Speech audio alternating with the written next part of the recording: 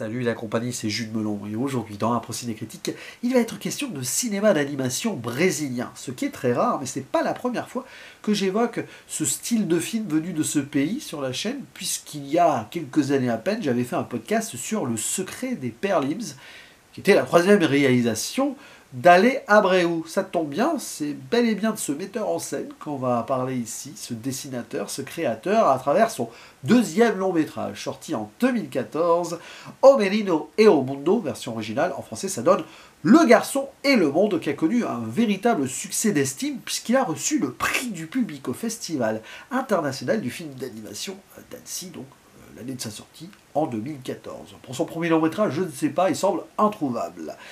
Et ici, il s'agit d'une expérience onirique, sensorielle, avec certes quelques voix qu'on entend, mais vous le voyez en VO sans sous-titres, puisque la langue parlée est un petit peu imaginaire. En fait, c'est du portugais inversé, et c'est pas le plus important. Non, nous allons surtout suivre à travers les dessins, l'évolution de ceux-ci, et le son ainsi que les compositions sonores, musicales, l'aventure d'un petit garçon qui d'abord est à la campagne, tranquille, mais qui après le départ de son papa pour la ville, décide d'aller le rejoindre, de partir à la quête du père. Il fait sa valise, prend le train et va vivre beaucoup de péripéties, rencontrer des gens, mais peut-être se rencontrer lui-même d'une certaine façon aussi. Rite de passage, quête initiatique, évolution, tout cela.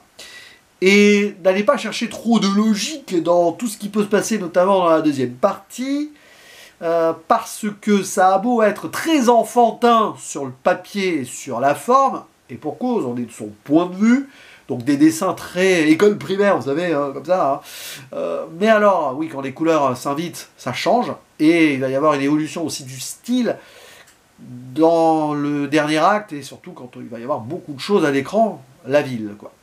Donc nous avons ici la transition d'un monde campagnard à un monde très urbain, très machinisé, mécanisé, qui peut faire référence à un Brésil du présent, 2014, du futur un peu imaginé et tout, mais aussi du passé sur certains points politico-militaristes par exemple. Bref, ce qu'a fait Ale Abreu ici, c'est un voyage du petit garçon, d'accord, mais aussi pour le spectateur à travers son pays et son évolution possible. Il faut savoir que le Brésil a connu une dictature militaire, dans les années 60-80 je crois, et que après cette œuvre, on a eu un Bolsonaro au pouvoir, sorte de dictateur militaire à sa façon aussi. Donc dans l'ambiance, on comprend l'urgence. Et c'est remarquable. Parce que vous pouvez montrer ça à votre fils, à votre fille, à des petits frères et cousins. Expliquez-leur pas mal de choses derrière. Parce que pour moi, ce n'est pas un film pour enfants. Ça peut être vu et après interprété, dialogué avec les plus petits. Mais accrochez-vous sur certains points, parce que très vite, une très jeune personne peut décrocher. Alors au départ, déjà il y a quand même un truc, on est sur une sorte de lumière blanche, et on a un focus kaléidoscopique qui va en zoom arrière, comme ça, et qui ressort d'une sorte de graine de fruit. Je crois que c'est un truc comme ça. On passe de l'infiniment petit à notre monde actuel, qui pourrait être l'infiniment grand de ce qu'on a vu au début. Donc, en gros, le fruit en lui-même serait une sorte de monde pour nous introduire, une fois sorti de celui-ci, le monde du petit garçon qui va lui-même découvrir un monde encore plus grand. Il y a cette idée donc d'universalité qui peut être vertigineuse, même quand on est adulte, à voir. Et derrière, sans en dire plus, parce que restons vagues, tout en parlant des sensations, même sur les 12-13 premières minutes, vous allez comprendre quelque chose, puis après, il va y avoir une sorte de retour qui nous ramène à cette première scène et on comprend ce qui s'est passé. Et on voit très vite dans la première partie à quel point le manque, pour le petit garçon donc du père, est terrible, terrifiant. Il le voit partout, même dans ses cauchemars, mais on comprend qu'il est parti. Et que potentiellement, c'est compliqué d'imaginer de le voir revenir vu comment ça nous est présenté. Et il le sent, ça, ce petit. Même si pour lui, le temps est compliqué à percevoir, il en va quand même jusqu'à décider de partir lui-même. Et donc, voilà, chemin de fer, il y a une sorte de cauchemar visuel quand il prend le train. Plus tard, il y a aussi une rencontre et les chemins qui se transforment en vagues comme dans un océan parce qu'il y a une sorte d'inondation. Donc on parle aussi du Brésil qui peut vivre des dégâts climatiques. Et derrière, arriver dans la ville, vous allez être entre Métropolis de Fritz Lang, même visuellement sur le haut et sur la façon dont les gens sont intégrés dans la société, et les temps modernes de Chaplin pour la mécanisation, mais autrement, avec une forme de dystopie, les machines animales, enfin, il y a tout un délire là-dessus, mais gardez en tête qu'on est toujours du point de vue de ce petit garçon, qui va avoir un allié avec lui, notamment un vélo, qui va lui prêter presque son vélo, comme pour le lancer sur un nouvel élan.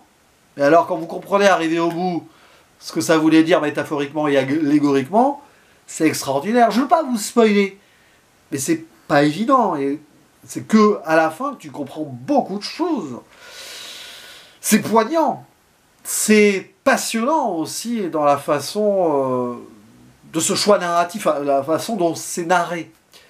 Parce que oui, Alain Abreu, il a voulu réunir les générations, toutes les générations brésiliennes, questionner pas mal de choses, et il va à un point où il se lance dans une sorte d'expérimentation absolument ahurissante, qui n'est pas forcément tout le temps dans une approche très claire, peu importe, parce que si tu te laisses aller aux sensations et aux sentiments que ça procure, moi je trouve ça redoutable.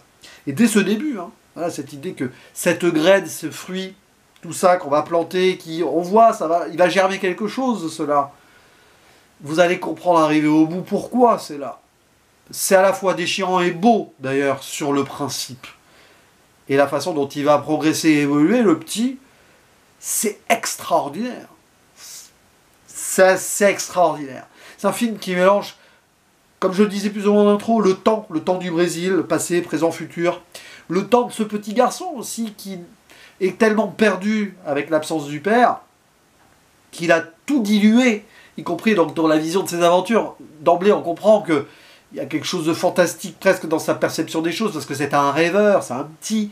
On le voit au début sauter dans la forêt amazonienne à côté, puis pouf, il va sur les nuages, il est dans le ciel. Enfin, voilà, on ne sait pas s'il rêve, s'il perçoit les choses à sa façon, ou si. Voilà. Mais après, il va plutôt rentrer dans une forme de cauchemar. D'ailleurs, c'est paradoxal, parce qu'il y a de plus en plus de couleurs et de plus en plus de détails quand on arrive dans la ville.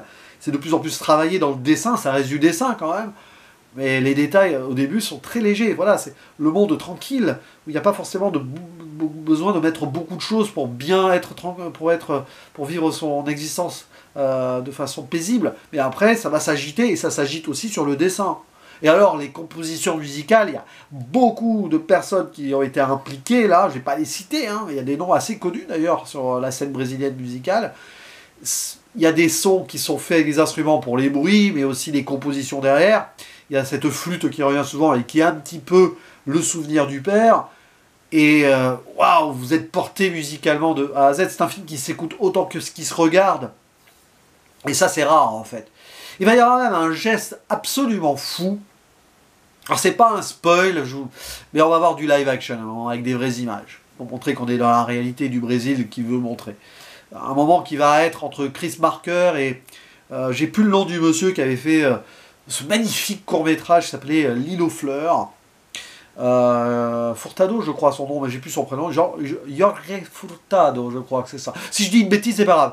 Mais c'est un des héritages du cinéma brésilien, parce que c'est un des courts-métrages les plus incroyables que j'ai pu voir. Et bon, Chris Marker, pour cette idée soudaine voilà, j'ai pensé à ça. Bref.